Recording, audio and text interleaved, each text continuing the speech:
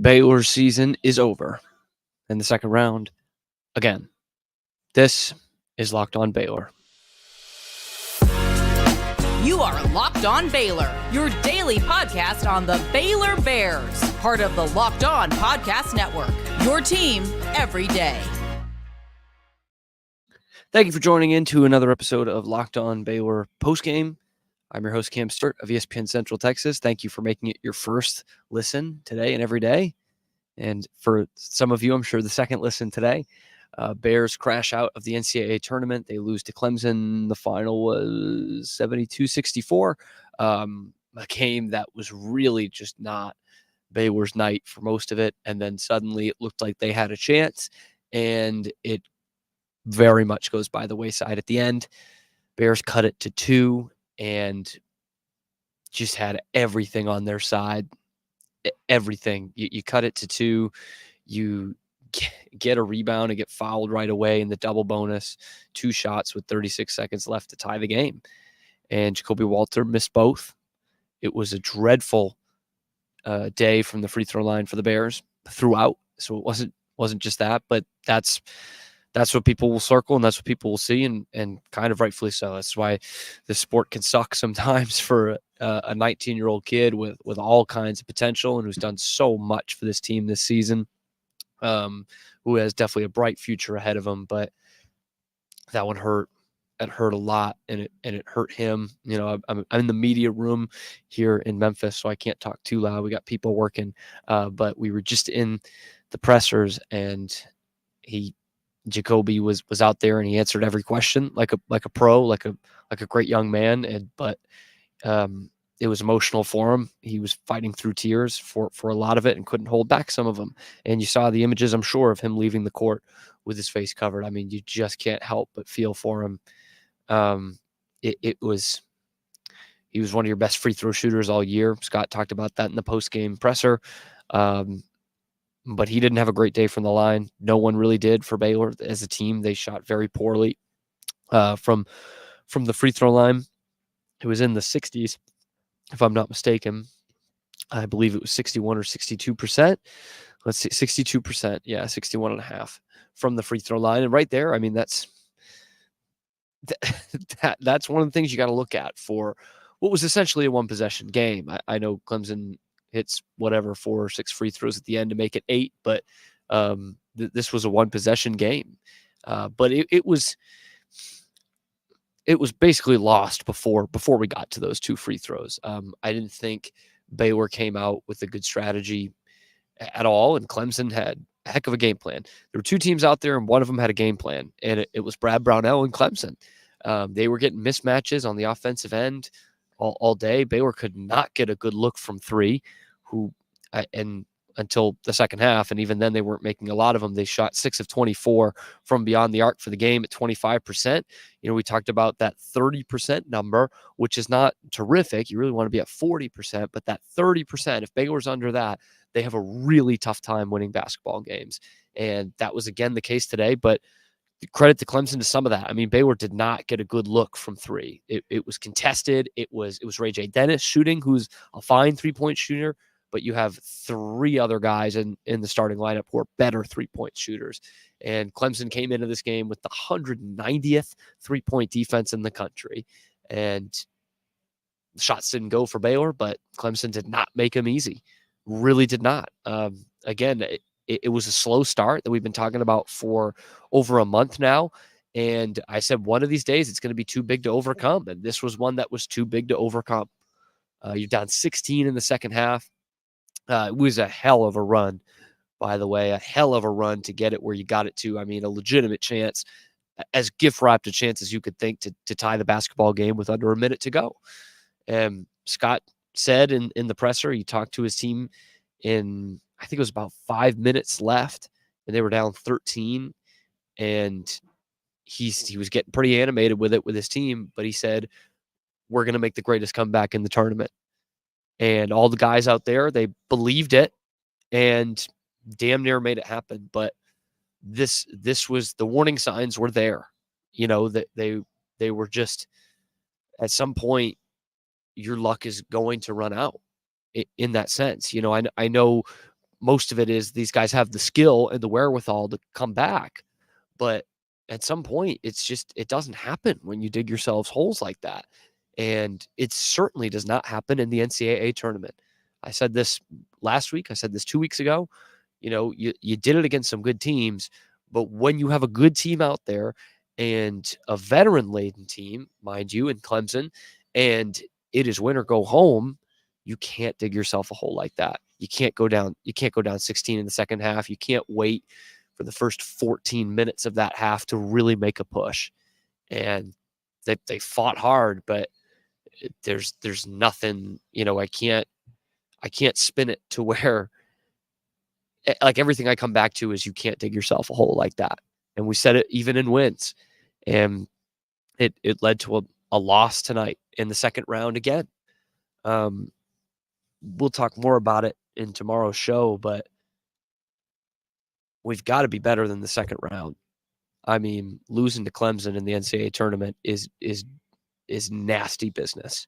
You just can't be having that if you're going to be a championship level program, which I know a lot of us as fans think they still are, but the proof is in the pudding.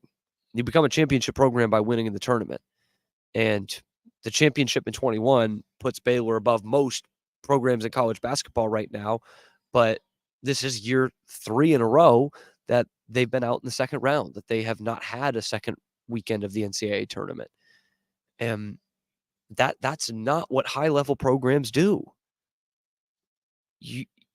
Regular seasons are important in the sport still, yes, in terms of establishing a program, but we know the good ones by who wins in the tournament.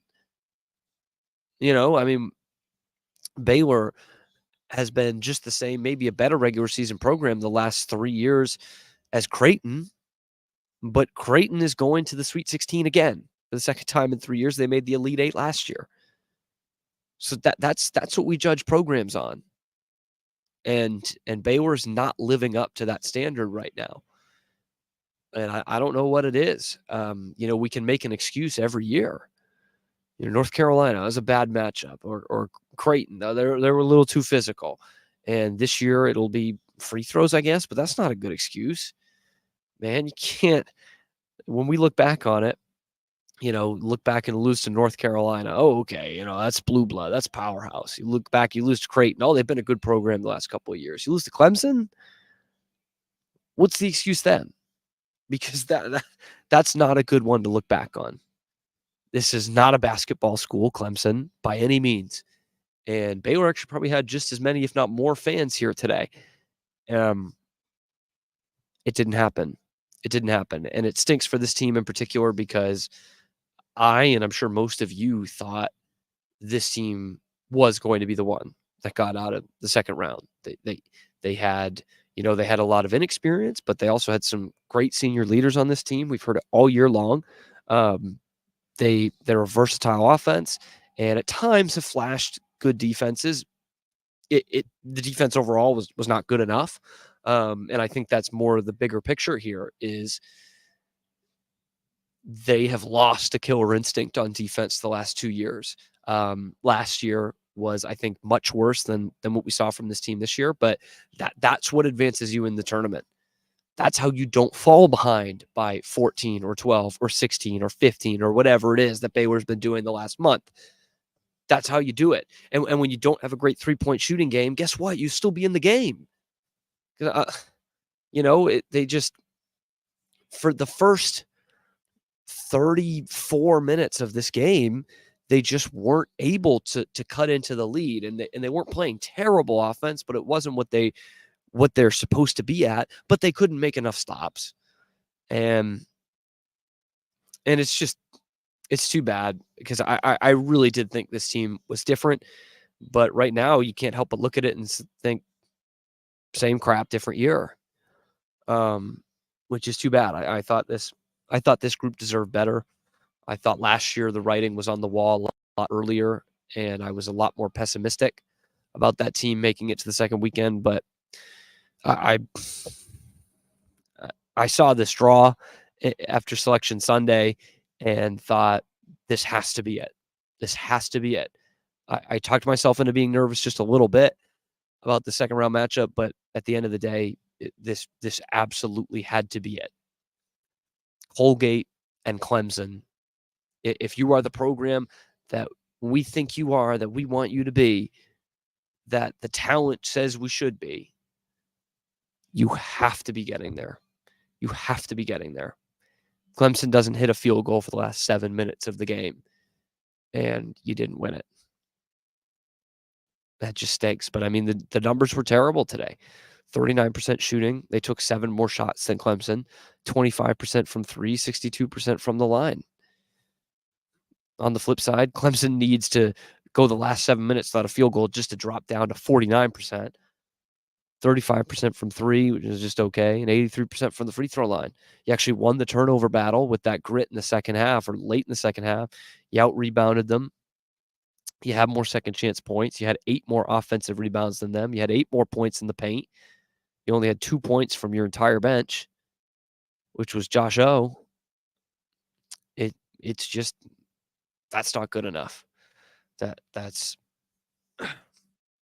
not good enough. But a lot of the other numbers were good enough, which dug yourselves a hole and you couldn't come back. Not a glowing day for Yves Missi.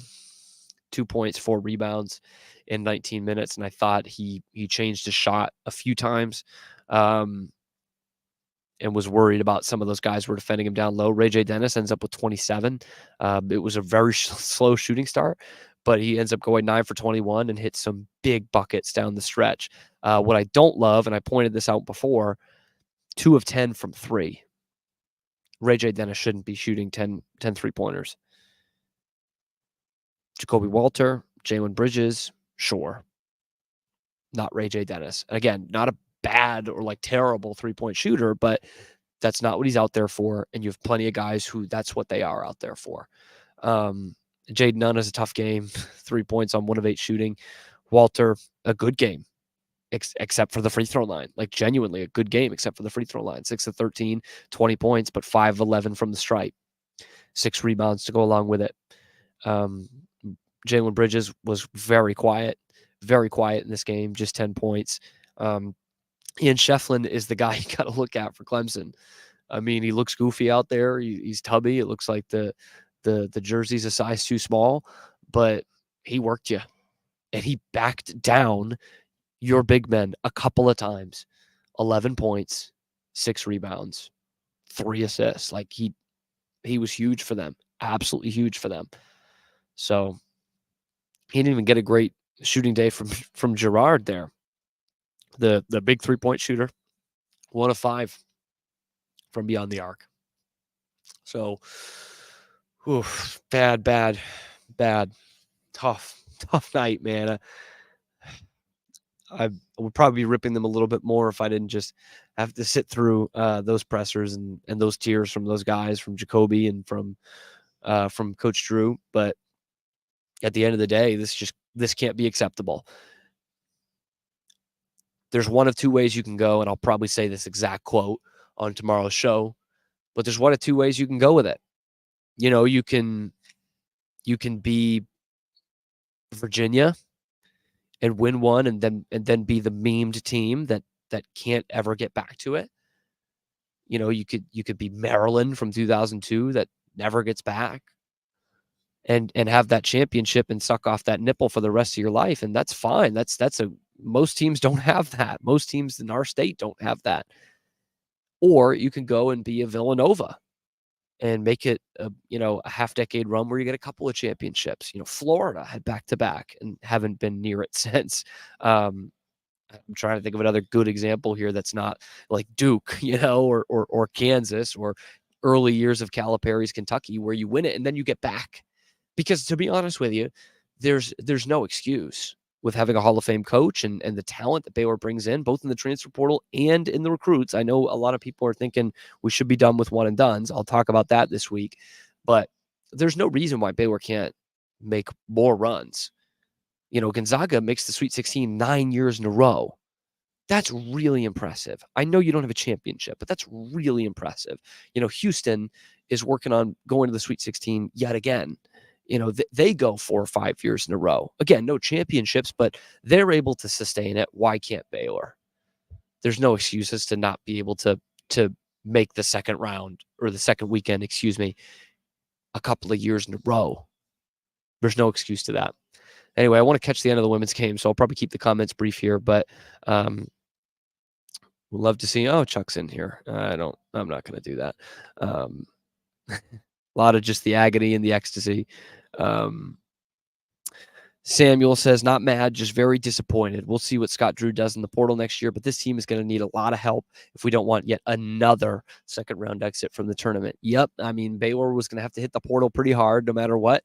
I imagine both Eve Misi and Jacoby Walter are gone and off to the NBA draft. So I would doubt that they come back.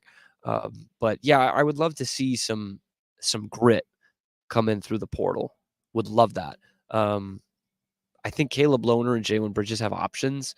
I doubt Bridges will come back, but that's a lot of talent leaving your roster this year. And you've got some great 5-stars coming in, but we know that's not how you can build a team anymore. I would love to see Baylor go older. I would love to see them get some of the top impact players in the transfer portal, because this is still a great destination. So would love to see that. Will says, inexcusable to miss that many free throws. Absolutely atrocious. That's correct. Yep, that's correct. I mean, that's just the way. That's the way it goes. Aiden says, if anyone wants to blame this on Jacoby, GTFOH, y'all can do the acronym there. He may be the only person tonight I saw leaving everything on the court. We would have won today if everyone played like Jacoby. That's probably true. That's probably true. I mean, definitely true that Jacoby left it all out there, and it stinks. And he missed more free throws before that too. So it was just, I guess, not his day from the line, and it stinks. That's what you'll look at. 36 seconds left and down 2. But for those of you who watched the first 39 and a half minutes of the game, you would know you can't blame it on him solely. Tyler says, I'm most sad that these players won't be back at Baylor. Such great representatives, tough to win in March, and Drew we trust. Yeah, I have to agree with that. Because I believed in this group hook, line, and sinker, man. Maybe not to win the national championship, but Sweet 16, Elite 8, absolutely. I felt they could have and should have been there. This is a great group of guys that, had this team had its ups and downs this season, but I think what's important is that they kept coming back. Last year's team had its ups and downs, but by the beginning of February last year, we knew this was not a team that was going to make a deep run. We knew it. We knew that was going to be a first weekend team. This team kept coming back because one of the things Scott Drew said was they were almost too coachable. Everything we told them they would do, and that we hope we were giving them the right thing. And that was evident. I mean, right? That was evident. They cleaned things up game after game after game, and they rarely made the same mistakes twice. The only thing would be getting off to those slow starts, and that's really kind of what did them in. But a great group of players, and as well a great group of young men. I mean, genuinely, as someone who sits here at a lot of these press conferences, they are so well spoken and so team first, and very much care a lot about Baylor. That's really tough. And Scott talked about it in the post game too, of, when you're doing this for over 30 years, there are some teams that you like more than others, fortunately or unfortunately. And he definitely was saying that this will be one that he will miss. So that stinks. Bear the Truth says, it would have been, what would have Langston been able to do if he was available? I don't know. He wasn't available. And he wasn't available for a long time. This team has played quite a bit without him. He would have been able to give you a lift off the bench, sure. But who knows? I mean, everyone was not shooting it well tonight. I don't know. I can't say with any certainty that he would have been shooting great either. So, yeah, he wasn't available. They had plenty of time. Chuck, this is probably the only one I'm going to go with. I don't know who's overhyping the football season for you, but I don't think it's really been a very hyped up football season. But Chuck makes things up in his head all the time, so that's probably the only one I'm going to go with. Well, the Big 12 was counting on Baylor. Yep, that does stink. That does stink. That Brad Brownell gets to spike the football a little bit. He did say in the post game that he doesn't know the best way to select tournament teams, but he got the last laugh on this one, which really sucks because it was a stupid line of thinking. He's still technically wrong, but everyone will look at this. So that stinks. That stinks. Aiden says Jalen Bridges has been on an absolute heater for the entirety of the last 2 months, and we couldn't get a single meaningful touch out of him tonight, and our big men were horrendous. Yeah, that really stinks.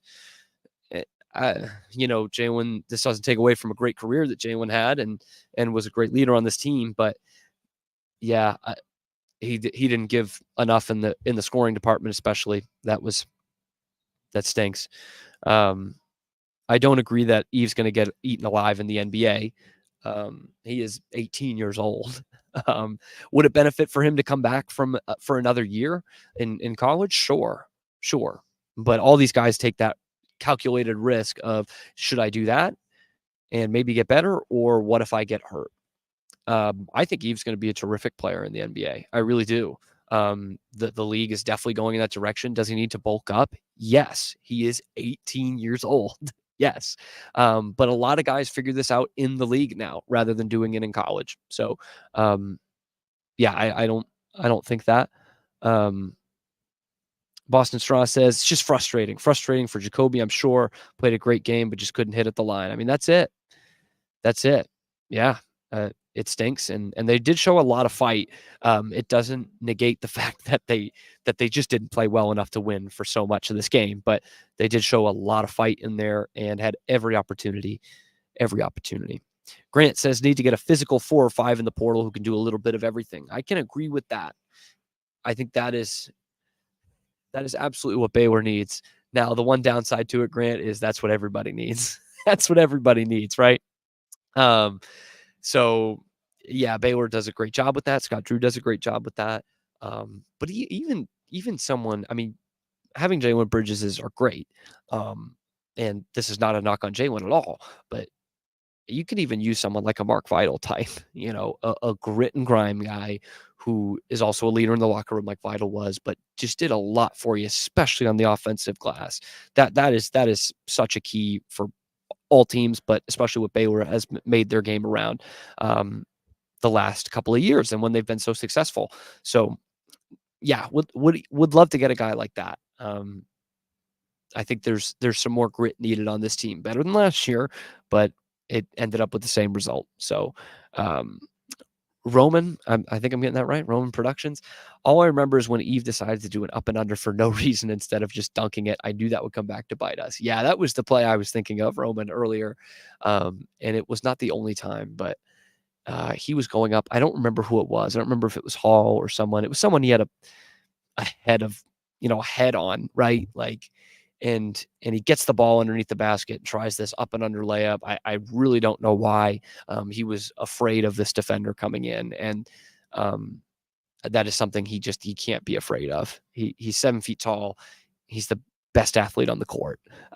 Yes, you need to go and you need to dunk that. Wasn't the only play, but that was a bad omen, and I was freaking out in my seat when that happened. 3 years apart said, was this the toughest perimeter defense they faced this year? Clemson seemed to know how to throw off their game. Well, what's interesting 3 years apart is that they had the 190th perimeter defense, 3-point defense in the entire country. Maybe part of that is the ACC doesn't have the 3-point shooting that some other conferences have, but that is I don't know if it was the best, but it certainly was a good game plan. I mean, and they defended it really well. It wasn't just Baylor missing open threes. They did defend it really well. So I don't know if it was the best, but it was pretty darn good. Will says we took that 2021 team for granted. Speak for yourself. I mean, I wish they would have got back a couple more times, but I mean, I'm living off that the rest of my life. I don't think I took that team for granted. That was awesome. That was awesome. Gaming with the Master says, what do we need to do to bounce back, get stronger than ever? I think going back to the Mark Vital point is getting some grit guys in the transfer portal, because you have a lot of talent coming in, but you need experience in the starting lineup, and you have 3 guys coming in who are 4 or 5-star guys who could easily be starters, and you need that. And I guess obviously you really need a good point guard. because Rob Wright seems to be that guy. He seems to be a pass first, creation first point guard. But I think what sunk Baylor a few times this year was not having a second point guard that could at least give you some good minutes off the bench. So that's what I would think is first and foremost. I think Rob Wright's good, but you need some depth there, and that'll probably be Miro Little. Jacob says, do you think Clemson has a shot to go far? Well, I mean, when I think far, I'm thinking like Elite Eight, and they're one win away from doing that. So yeah, they do. Do I think they'll be in the Final Four of the national championship? I don't think so, personally, but they do have a shot to make a legitimate run, which would be to the Elite Eight. Anyway, guys, I'm going to have to shut this down. We got halftime in the other game, so I got all the other media coming in here. Thanks for making it your first listen today and every day. We will have a show dropping tomorrow morning with more of an in-depth look at this and kind of what went wrong and what needs to go right. And we'll also update you on the women's game and how that one went and if they were able to pull off the upset against Virginia Tech tonight. But thanks, guys. Again, be sure to get involved down in the comment section below about what you thought about this game and this team and what they need to do going forward. Be sure to like and subscribe, and we will be back tomorrow on your favorite show, Locked On Baylor.